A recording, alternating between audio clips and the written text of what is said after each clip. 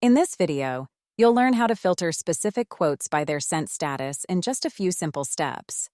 We'll cover the two statuses, sent and not sent.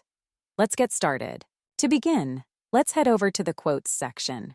Click on the Filter drop-down menu and then select Sent from the submenu. We'll start by filtering with sent quotes. Success! Let's take a look. You can confirm the sent status in the quote history.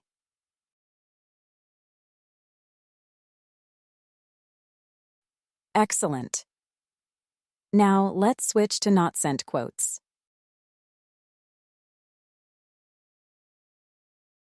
Success again. Let's verify this. As you can see, the quotes have been filtered accordingly. And voila, you've just filtered quotes by their status in a handful of easy steps. Want to learn more tips and tricks on how to use Blixo? Please like and subscribe. Not a Blixo customer yet? Want to grow sales, manage subscriptions, improve retention, and automate accounting? Sign up for Blixo today by visiting Blixo.com.